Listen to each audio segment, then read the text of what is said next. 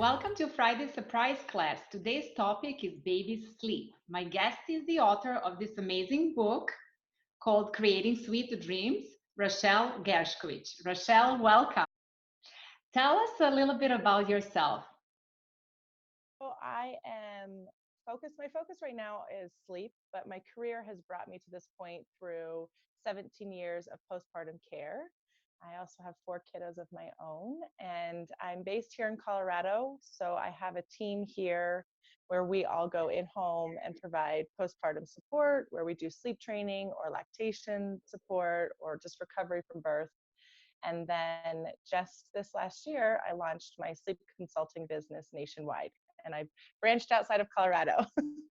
Amazing. You're a very busy woman. Just having four kids on your own is busy enough. And then all these other amazing things you're doing, I'm just very impressed. I really Thank you. like your book and I read it cover to cover. And I just have to say, I wish I had this book when I had a baby long time ago because it would actually really save me a whole bunch of sleep hours. So I want you Right. to tell us today, I would like you to tell us today about baby sleep. Teach us a little bit more, especially for the new parents. You're talking about the three stages in your book about the sleep development. Can you tell us about those three stages? Yeah. So anytime that you're going to approach your night or daytime sleep, it's best to know where your baby is developmentally at. So I always start with the actual physical development of sleep in the human body, and that's going to be your circadian rhythms. So they will receive melatonin through breast milk, but it's not going to be a regularized hormone that they can produce on their own until they're closer to 18 months old, which means for those first 8 to 12 weeks, our only understanding of sleep is our circadian rhythms. So your baby will develop this in three different stages. The first one is going to be just right at birth. They regulate their temperature, you go home from your birthing center, and that's when you know that babies develop their first stage. But the second stage doesn't happen until closer to 8 weeks old. So from birth until 8 weeks old, the only true understanding of sleep and separation of day and night is how you set up the sleep space, making sure that it's very dark, making sure that your eyes are closed, that you're calm at nighttime, and you have the opposite reaction in the daytime. You're more lively, you make eye contact, but this is really what our babies are looking for, this mimicking of your behavior in the first 8 weeks. But right around 8 weeks, the second stages of circadian rhythms develop, and that's where babies go into a deeper rest and repair sleep, and they stop pooping at nighttime. So you get this actual like, oh, this is a physical sign that I can understand that lets you That's my know that the favorite second stage. stage. You really can see it. Yeah. Yeah, you can tangibly see it. It's not this kind of guess of age or weight or things like that, but you can notice that they stop pooping at night. And that's a great sign for you to say, okay, they can go into a deeper sleep at night and they now actually understand a little bit more of day and nighttime sleep. So even after that 8 week mark, if they have a feed at nighttime, they're really tired after the feed. They keep their eyes closed and they're kind of floppy and really tired. Whereas at 3 or 4 weeks old, they might be wide awake. They don't really know the difference of day and night yet. So then the third stage of your circadian rhythms is going to happen around 12 weeks old. And there's not this really big aha moment or sign that lets you know that. But from 8 weeks to 12 weeks, we know that they can get into deeper rest and repair sleep, but they can't fully come out of it independently. So we do keep one nighttime feed during that stage.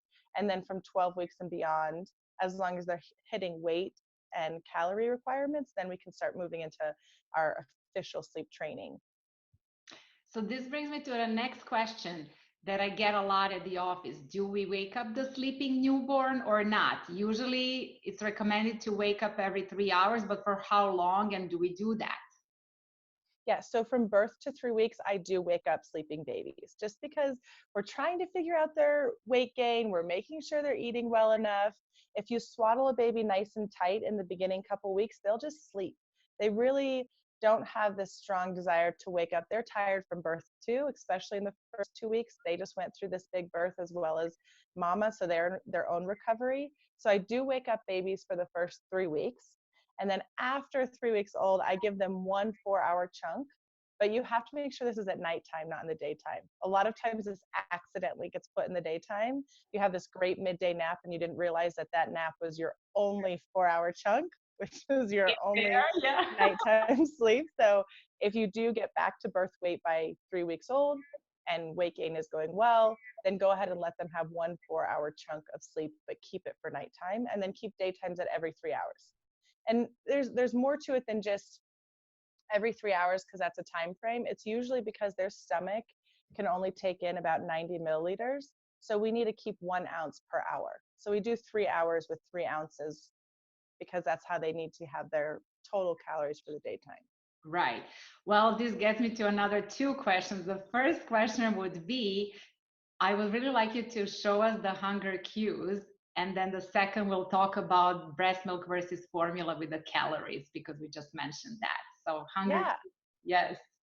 Yeah, so hunger cues are fun because that's another great physical sign you can watch. It's always nice when you have this actual communication from your baby because they're nonverbal and we're doing a lot of guessing around them. So when they can give us a good sign, it's like, yay, I know exactly what you're saying. But hunger cues is they're going to kind of like knead at the breast, kind of like a little kitten. And so their hands are going to be closed and up here by the bottle or breast, wherever the milk source is. And as they eat, their hands will relax open and they'll fall down to the sides of their body. So this is like our empty tank of gas, and this is our full tank of gas. And we know that when the hand relaxes and the body and like shoulders start to droop down and relax, that they're actually full. So that's our sign of satiety. Um, and the other thing is if they're not pulling their hands up, maybe you have their hands tucked by your sides or tucked in the feeding position, their arms aren't completely up, then you need to look for how they open their hand. So hungry is closed and full is open and relaxed. Amazing. I just wish I knew that a long time ago. Nobody teaches us those things in medical school.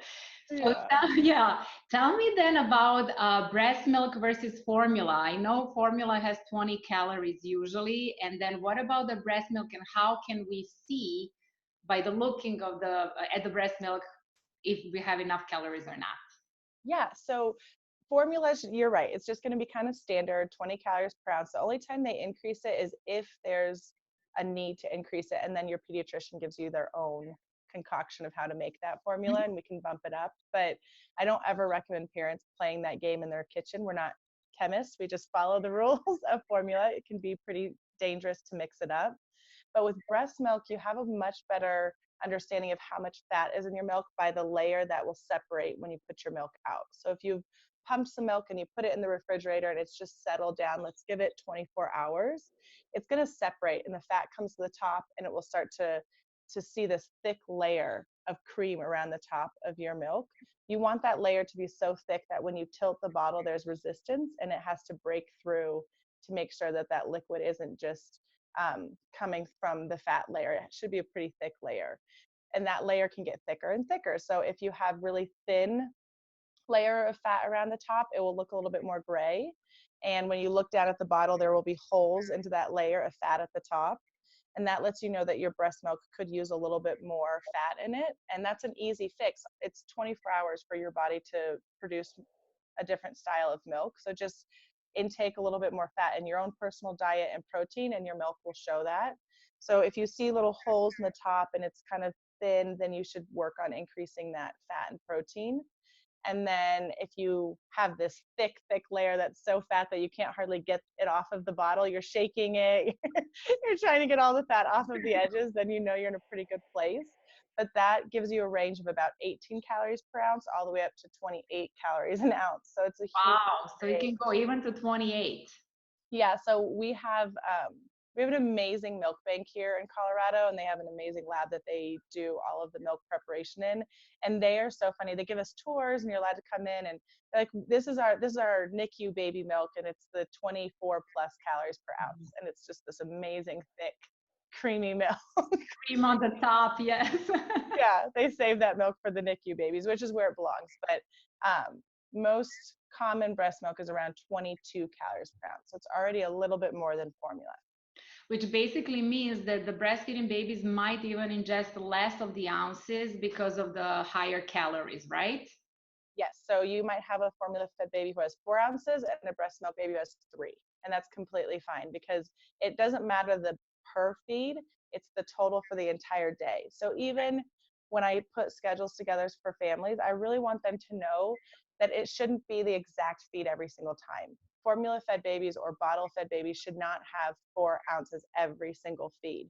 That's not equating to what breastfeeding would be. We want to mimic breastfeeding as much as possible. So when we bottle feed, we alternate sides. We go, one side to the other side. You don't feed a baby on your dominant hand every time, because it really starts to affect their neck muscles and having the equilibrium in their own strength of their neck.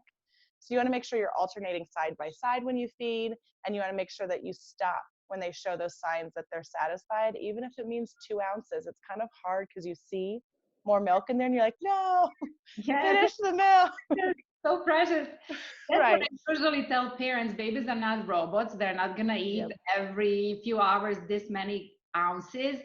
But even yourself, right? Sometimes you feel more hungry, sometimes you don't feel hungry. That's how babies are. Maybe they're gonna eat less now than later more. So very good idea to Yeah. make sure that the parents know that it's not always the same amount.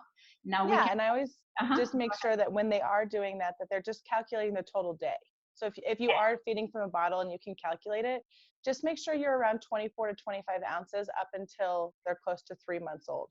And Mm, once they get 3 months old and beyond, they're going to start to increase that closer to 6 months. Each week gets a little bit more. They might take 26 one week. They might take back down to 24, but they're going to gradually start taking a step up to get higher, closer to 6 months old. right. So you mentioned how the milk looks like, but we can also mention a little bit how the poop looks like of the baby that got higher calories versus the lower calories. Yeah, so babies who are getting a really great, thick, high quality milk, they're going to have this orange seedy poop. There's little seeds that come through. It kind of looks like it's still diarrhea, but breastfed babies have this yellow orange poop. It's easy to pass. It's something that they should be able to have easy bowel movements with, and those little seeds in it is kind of the verification that we have good milk coming through. And then if we're having really low fat milk, then we're going to see more of a green or frothy poop. It's going to be a little bit harder for them to pass. They're really gassy. They're kind of irritated when they're having bowel movements. So you can look for those signs with the poop. And then if you're having formula, most formulas are fortified with iron. Yep. So that poop is going to look more along the lines of green. Great. And then this brings me also to another thing that usually happens with, especially with new babies. There's grandparents or other people of the family or friends who are always going to suggest to the sleep deprived parents, why don't you just give them cereal? Why don't you just start feeding them before 6 months of age? They will sleep longer. And we know that that's not true, and we know the cereal is not good. But can you give us the explanation why and what happens with the babies when they have that? Yeah, so when a baby has rice cereal or formula, if they're a breastfed baby and they have formula, the first time or two they have it, it will work. The whole advice of your baby will sleep longer when they have rice cereal in their bottle or if they have formula is, it's true to a sense because parents have seen it work, but it's not a long-term solution. It will only work for a night or two. What happens is it tricks the body into feeling a stronger sense of satiety. It feels very heavy in their stomach. They'll feel this weight of that food because it's much heavier. So it'll trick them into feeling like they had a turkey dinner and they're going to sleep a little bit longer. But then their digestive system, being as smart as it is, will say, no, no, no, the calories were the same. Rice cereal has no additive calories or nutritional value. It's only the milk that it's paired with. So it's not going to add anything to their diet. It's just going to make their body feel a little bit more full. And only for a couple of days. It's truly like a band-aid. It doesn't do anything long term. Breast milk is a live form of food, so it digests very fast. And it's not something that feels heavy in their stomach. But rice and formula are not a solution for getting longer nighttime sleep because the calories don't change and our bodies are too smart for that. So your baby won't fall for that trick too long. The better solution would be to add calories into the daytime. You can add in extra feed maybe some cluster feeding in the morning or evening, so every 2 hours instead of 3. Make sure that they have a lot of opportunity for milk in the daytime. And truly the only way, once your baby's ready, let's talk about babies who are a little older, over 4 months. Once they're truly ready to start sleeping these longer stretches, that developmentally they're over 12 weeks, they're weight-wise, they're over 12 and a half, 13 pounds, and they're showing signs of wanting to sleep longer, they should take the first step. So then you're like, okay, I've got all the communication. My baby wants to sleep a little bit longer, but it's it's not consistent. It's like one night they do and one night they don't, and you want to come up with more of a stable routine. Then the time that they wake in the nighttime, you can go in and you can soothe them and you can help support them and not feed them, and then those calories can actually be replaced in the daytime. Children or babies are not like adults. They don't have dinner and then see chocolate cake and say, I want some more. That looks pretty delicious. They only eat what they need. So they're not going to eat more in the daytime unless they actually need to. So in order to replace calories from nighttime, you have to pull them, and then the daytime they can receive them. They don't eat dessert after dinner. Yep, I have sometimes the cases when the parents are so scared that the baby is not eating enough and they just keep giving, giving, giving, even that the baby is giving them the clues that they are full. And so then the mother nature works its way and they just puke it out and just leave it out because they just can't hold it any longer, right? Yeah. Yeah. So you can overfeed a baby, but they're not going to hold it. They're either going to spit it up, or I've had babies who don't spit up very much, but they are pooping it out, which means they're having, 10, 12 bowel movements a day. And this is not normal for a child over 4 months old. This is really a sign that you've got some overfeeding happening. They shouldn't be pooping that frequently once they get past the first infancy stage of maybe the first 4 weeks.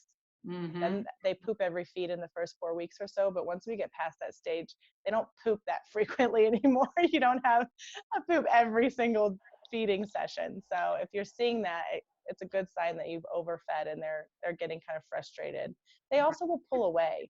They'll push at the bottle and they'll pull away, and you keep pushing it in, and they have all these suction reflexes in their mouth that they will suckle, but then they pull away. And if you're fighting like that, then you're kind of giving yourself and your baby a little bit of a headache.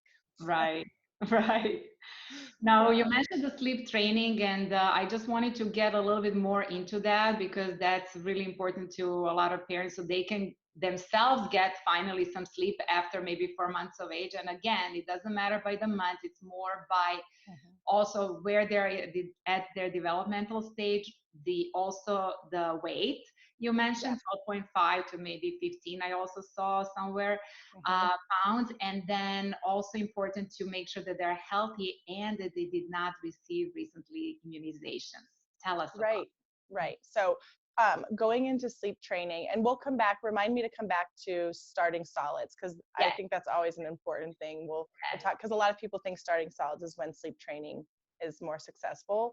But really, when you sleep support from the very beginning is just following all of those sleepy cues, setting up a sleep space, just helping the organic growth of sleep. Just there's a natural development to sleep. But sleep training is something where you're actually putting a plan in place and you're calculating all of the factors of this baby.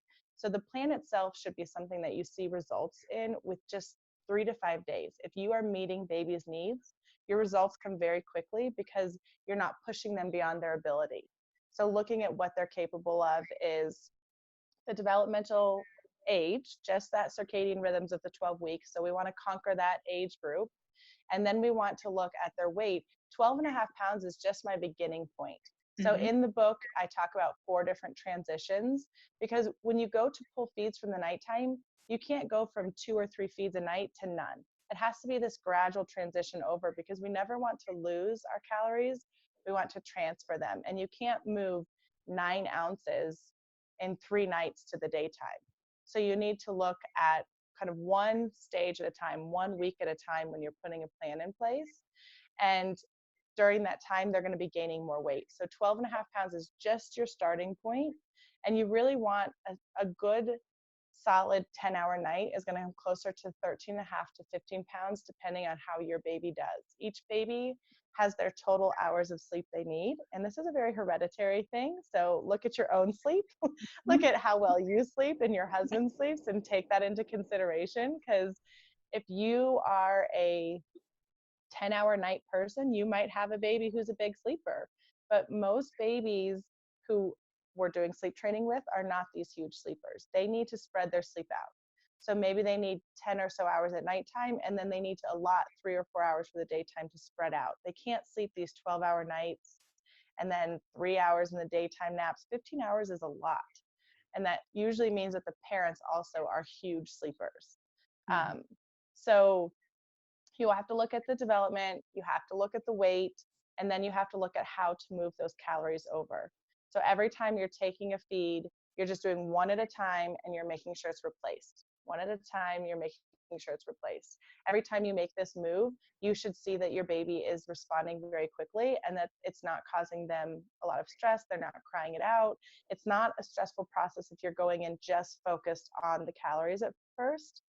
Once they've moved all their feeds from the nighttime, then you can go in and say, okay, now let's work on soothing techniques. Now let's make sure that maybe I'm not rocking you all night, or I'm not overusing the pacifier, or you don't need to be pat to sleep every time there's a wake. You can work on soothing techniques, but not when you're doing calories.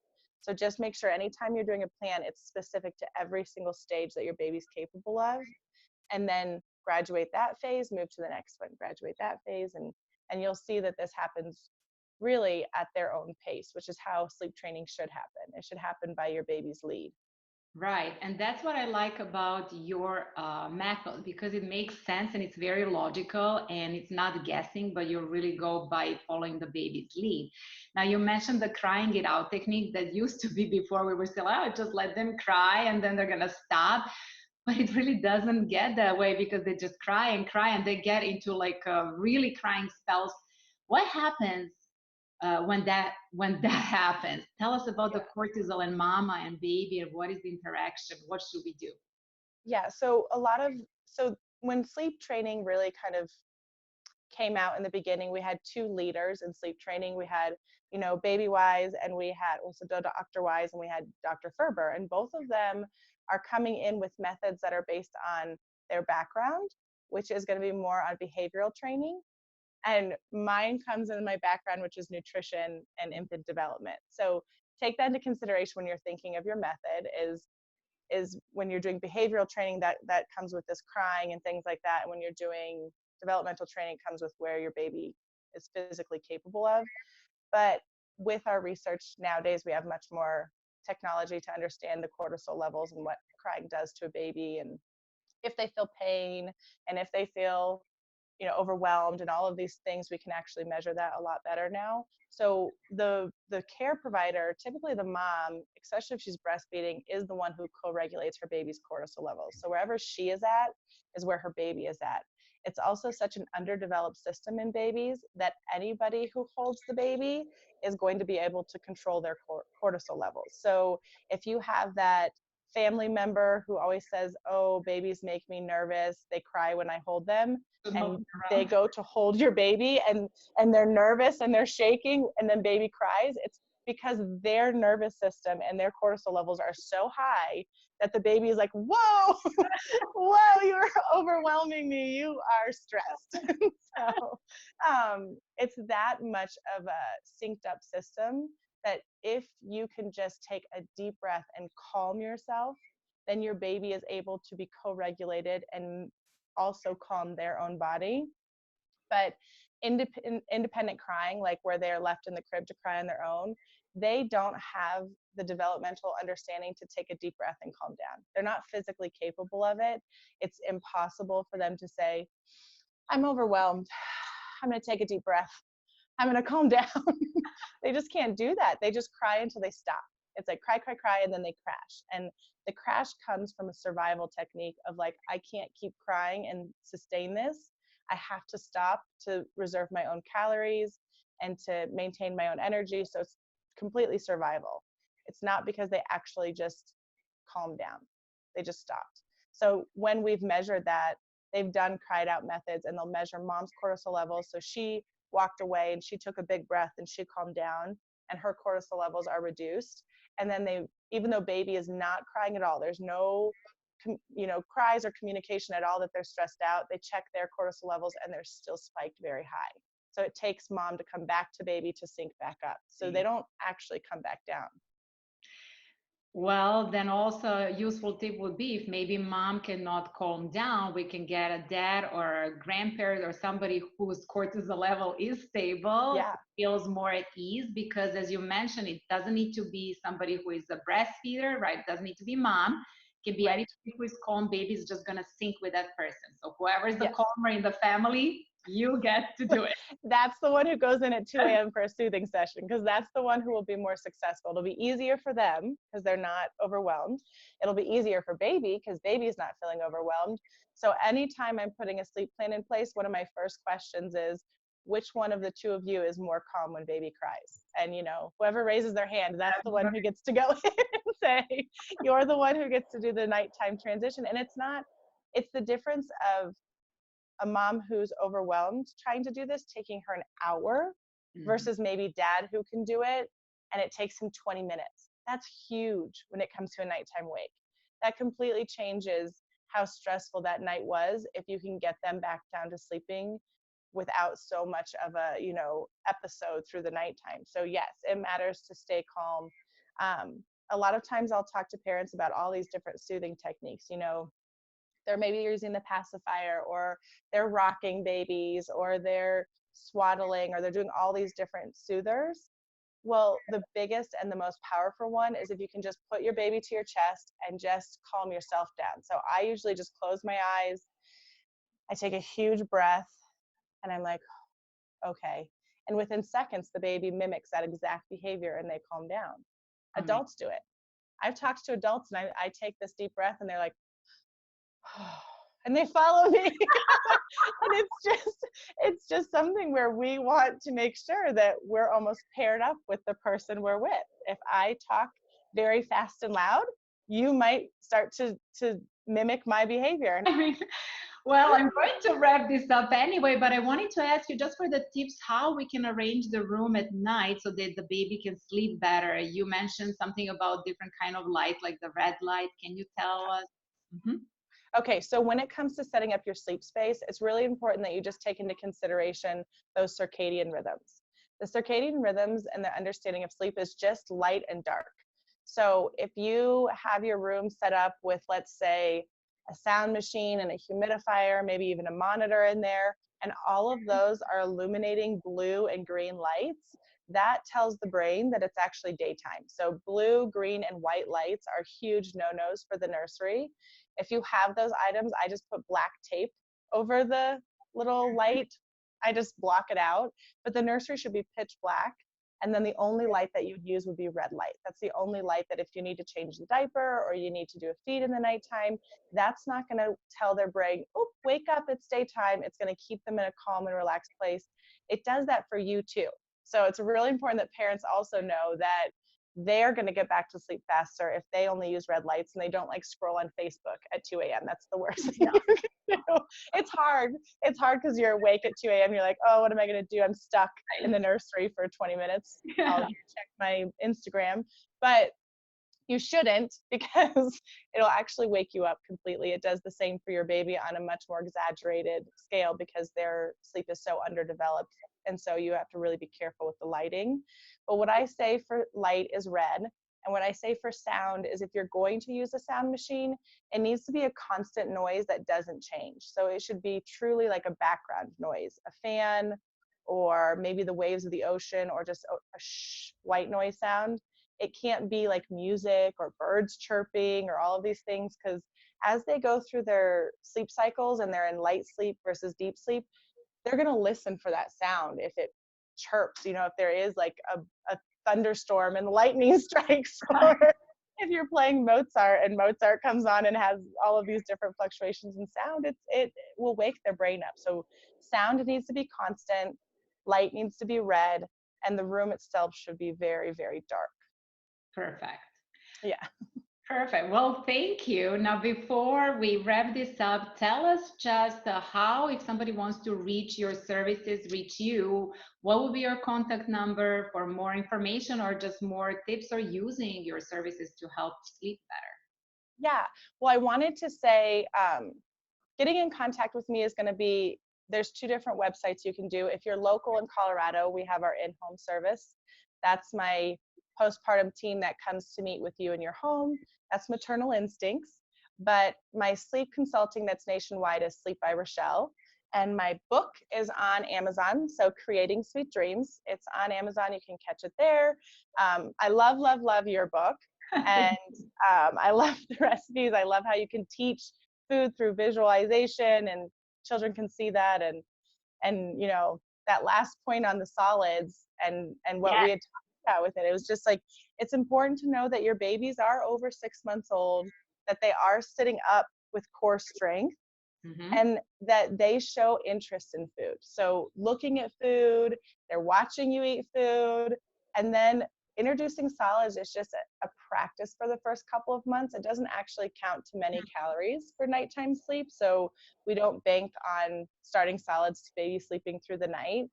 But on a tone to your recipe book and the way that you can put these foods into a baby's life is exposure.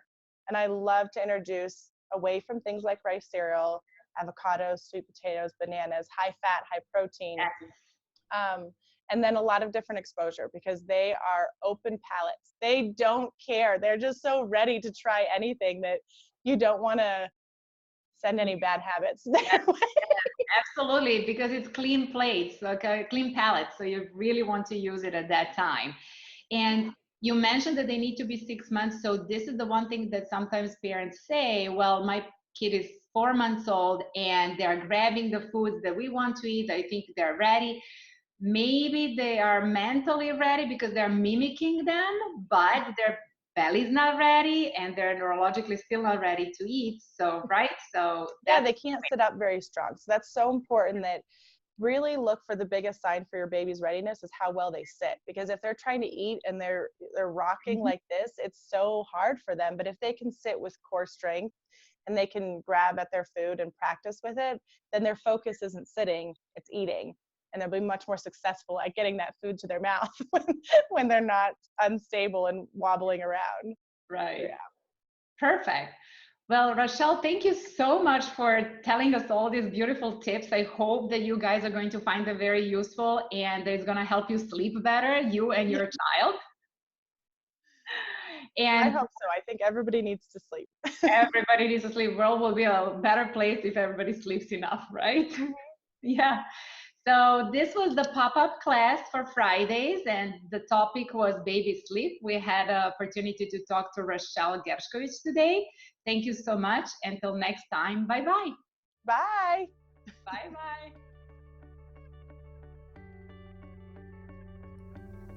That's all for today. You can follow us on Instagram, Facebook, or YouTube. And for the links, you can check below. Till next time, bye-bye.